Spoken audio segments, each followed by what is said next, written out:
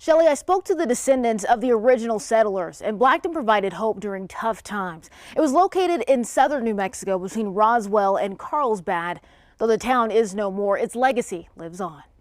It was quite dry and flat, and there's a large mesa. A very dry and deserted land that many would drive past or look over today. But to several African Americans in the early 1900s, living on this land was a dream come true. And it was something that was a dream in a world where they were, at the risk of being lynched in almost any county. In a time of a segregated South, many black people moved west. Frank Boyer was one of them. He moved from Georgia to New Mexico, founding a new community.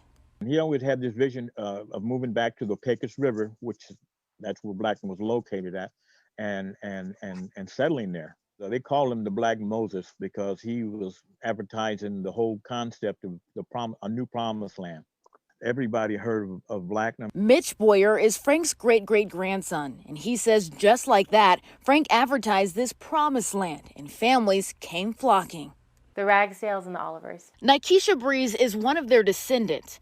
Her great-grandmother, Jessie Blackball, moved to Blackton from Texas in 1899 and later married Nathaniel Oliver. In 1903, the town became officially incorporated by 13 African Americans. They, in Blackton, had a whole system where they were able to generate wealth really rapidly, like most of the foundation freedom towns within the United States in that time. They were containing their wealth, they were doubling it together, they were working together to build each other's homes, to put in post offices, and they had a baseball team in Blackton, they had an oil company. Records show the community grew to around 150 people. They established a school inside of a church. The building still stands today, but the good times didn't last long.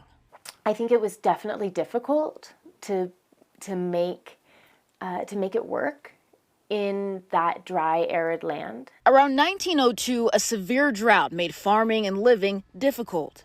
They couldn't survive the drought, so they had to move on. Blackton's post office closed, and in the mid-1920s, families moved out. But its legacy lives on through descendants of the original settlers, like Frank Boyer. Just the recognition of black people.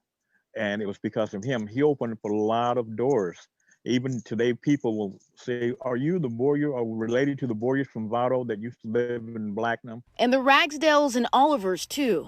And this is two African-American boys facing front. That's the name from the Library of Congress. An artist by trade, Bree says the knowledge of her family's past caused her to focus her paintings on recreating the images of African Americans from the 1800s who remain anonymous. The only thing we have on, let's straighten them out, on them was a little scribble on the back that said, Mary and Isadora No. And whose stories are left untold. And she's working to change that by honoring them in this way.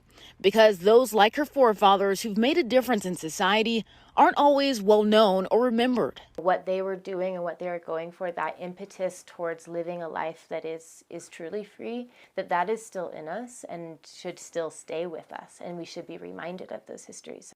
Having learned much about Blackton, Breeze hopes to visit the land in person with her children as soon as it is safe to do so.